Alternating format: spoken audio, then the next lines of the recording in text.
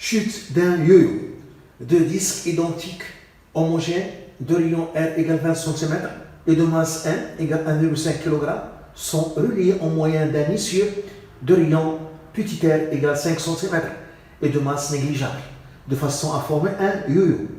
On enroule un fil inextensible et de masse négligeable autour de l'essieu et on l'attache à un point fixe A. Le yo-yo tombe sans vitesse initiale. On néglige fortement et on donne G égale 9,8 mètres par seconde au carré. 1. Déterminer l'accélération de centre d'inertie du yo-yo. 2. Calculer la vitesse angulaire après 1 mètre de chute. 1. L'accélération du centre d'inertie. Accélération de G. Le système est formé de deux disques, chaque disque a une masse petit r. L'essieu de masse négligeable. Donc la masse du système est de M. On a représenté l'essieu en pointillé car il se trouve derrière le premier disque. Le disque a pour rayon grand R et l'essieu a pour rayon petit r. Entre les deux instants t égale à 0 et t, le centre d'inertie du système a parcouru la distance z. Et le point N qui a été ici, il devient ici, a parcouru cette longueur de l'arc S. Et puisque le fil est inextensible et ne glisse pas sur l'essieu, cette distance Z est égale à S, qui est égale à R fois θ. Entre la date t égale à 0 et la date t, à t égale à 0, c'est sa longueur apparue du fil. Et à la date t, c'est ça la longueur apparue du fil. Donc entre ces deux instants, la longueur du fil a augmenté de cette distance, de Z. Et cette longueur de fil a été ici.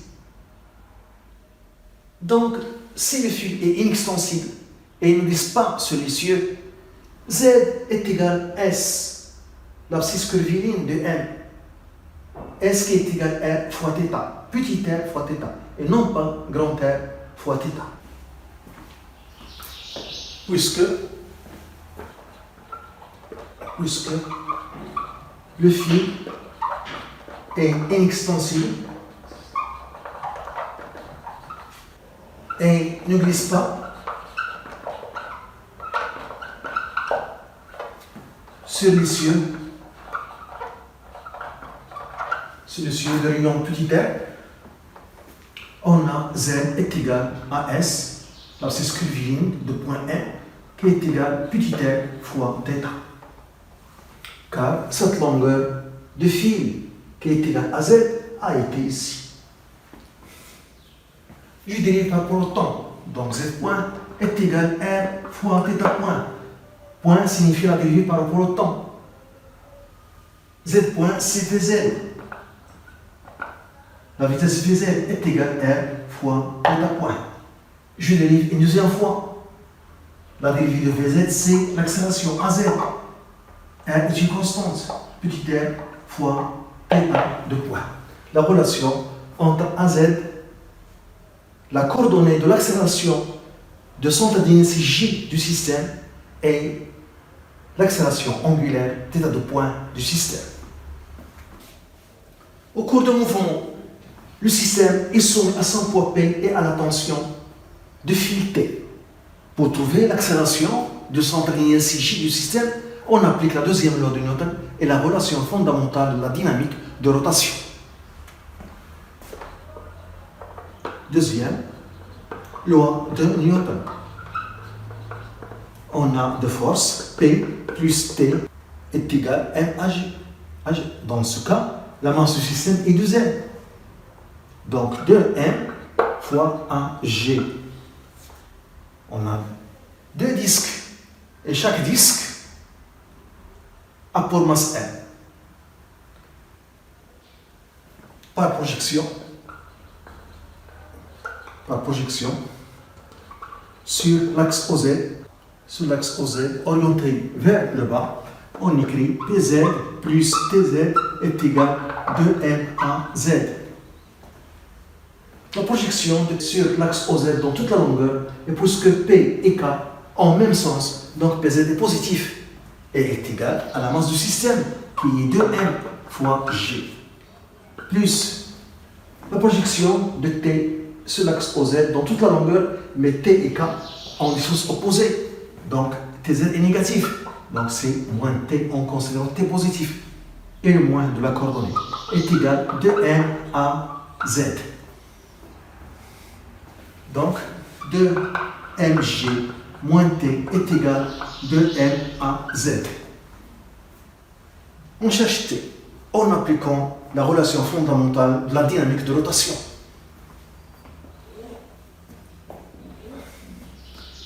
Relation fondamentale de la dynamique de rotation qui s'écrit la somme des moments des forces appliquées au système par rapport à delta, un axe fictif delta qui passe par G horizontal est égal à G delta fois θ de point. G delta, le moment d'inertie du système. Le système est formé de deux disques. Chaque disque a une masse petite m et de l'essieu. L'essieu a une masse négligeable. Donc l'essieu n'a pas de moment d'inertie car sa masse est négligeable. Donc le moment d'inertie du système, c'est le moment d'inertie des deux disques. Pour le premier disque, son moment d'inertie par rapport à delta, 1 demi m, le rayon du disque au carré, plus le moment d'inertie du deuxième disque, 1 demi m r au carré. Donc, G delta, le moment d'inertie du système, c'est m r au carré. La somme du moment, le moment de P par rapport à delta, plus le moment de T par rapport à delta est égal à G delta fois θ de point. Le moment de poids P, le poids P coupe delta. Donc son moment est égal à 0. Le moment de la tension du fil T, on a choisi le sens de rotation et le sens positif. On a choisi le sens de rotation, le sens positif. Et l'axe OZ orienté vers le bas, car G a un mouvement vers le bas. Donc on voit ici que T, c'est ça le sens positif choisi, c'est le sens de rotation. T tend à faire tourner le système dans le sens positif, donc à un moment positif, qui est égal à l'intensité de T fois la distance entre la droite d'action T et delta. C'est ça delta, c'est ça la droite d'action de T, donc la distance c'est péritaire, c'est le rayon de l'essieu. Ici, un angle droit. Donc on fait la projection de delta sur la droite d'action. C'est un angle droit. Donc la distance c'est péritaire, le rayon de l'essieu.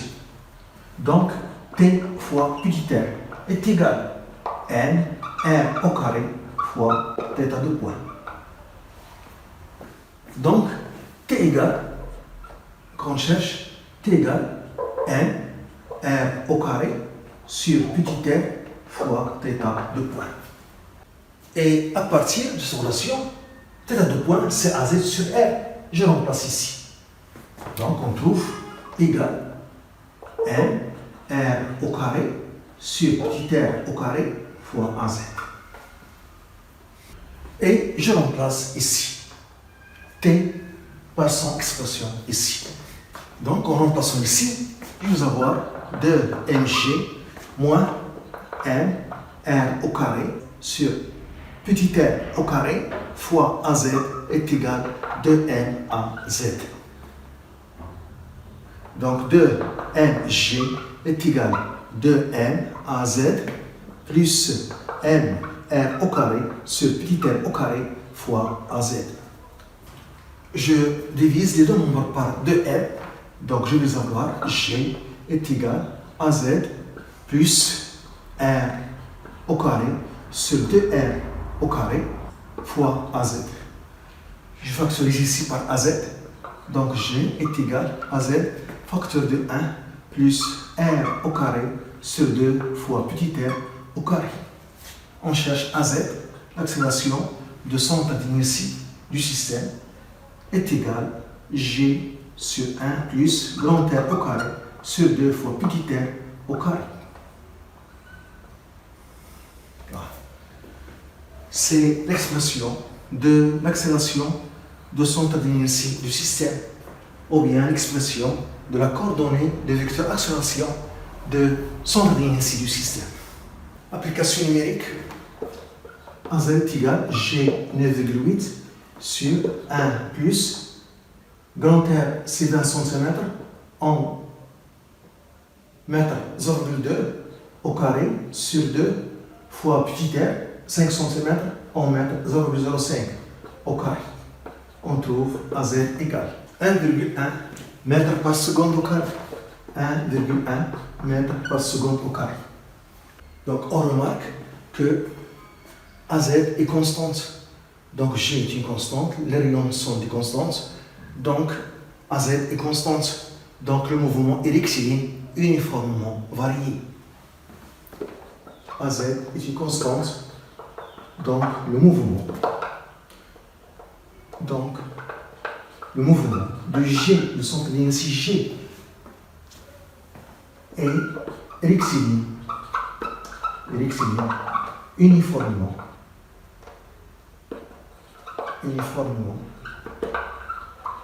varié. Voilà. Et puisque θ de point est égal à Z sur R est égal à une constante, donc la rotation est uniformément variée. Le mouvement de rotation est uniformément varié.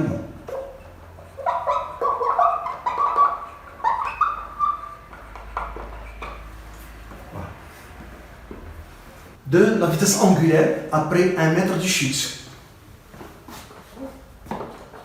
La vitesse angulaire.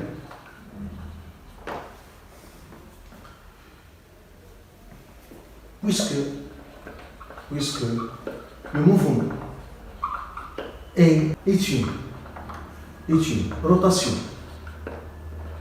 uniformément variée, on écrit les équations horaires de ce mouvement. Donc on a θ est égal à 1 demi θ de point fois t au carré, θ de point fois t au carré plus oméga 0, la vitesse initiale, fois t plus θ0. On a à t égale à 0 laissé tomber le système sans vitesse initiale. Donc oméga 0 est égal à 0. Donc θ moins θ0 est égal à 1 demi θ de point fois t au carré. Ça c'est delta θ, l'angle de rotation est égal à 1 demi θ de point fois t au carré. Et on a une autre équation horaire de ce mouvement, c'est oméga est égal à θ de point, la vitesse angulaire est égale à θ de point fois t plus oméga 0. Oméga 0 est égal à 0. À t égale à 0, on a laissé le système tomber sans vitesse initiale, donc oméga est égal à θ de point fois t. Oméga 0 est égal à 0. Donc t est égal à oméga sur θ de point. Et je remplace ici t par son expression. Et par suite, delta θ, 1 demi θ de point fois t au carré, oméga au carré sur θ de point au carré. On cherche la vitesse angulaire oméga. Donc delta θ est égal à oméga au carré sur 2 θ de point, qui donne donc oméga au carré est égal à 2 θ de point fois delta θ. Donc on cherche oméga, la vitesse angulaire, qui correspond à la distance de chute de 1 mètre, est égal à la racine de 2 θ de point fois delta θ. On cherche delta θ. on a la relation Z est égal à R fois θ. Donc delta Z, qui est une hauteur de chute, est égal à R fois delta θ, l'angle de rotation. La hauteur de chute. Delta Z, c'est la hauteur de chute. Donc H est égal à R fois delta θ, qui est égal à 1 mètre. Donc delta θ est égal à H sur R. Et je replace ici. Donc la vitesse angulaire qu'on cherche est égale à la racine de 2 θ de point, donc fois H sur R. Θ de point, c'est AZ sur R. Donc est égal à la racine de 2 AZ fois H sur R au carré. Application numérique. Oméga est égal à la racine de 2 AZ 1,1 H 1 mètre sur R au carré 0,05 au carré égal. On trouve 29,7 radians par seconde. 29,7 radians par seconde.